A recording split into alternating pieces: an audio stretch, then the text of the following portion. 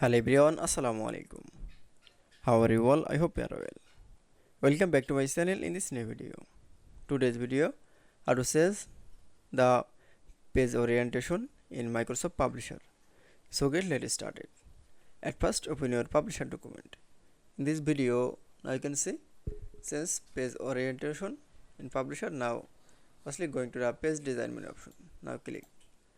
Now then show the orientation option. Now for select, then click for a landscape. That is, now you can see now change the page orientation. Then again, then going to the page design option. Now click for orientation option. Now click for landscape. That is, then it show page orientation in Publisher document is very easily. I hope to enjoy the video. Please like, comment, share and subscribe my channel. Thanks for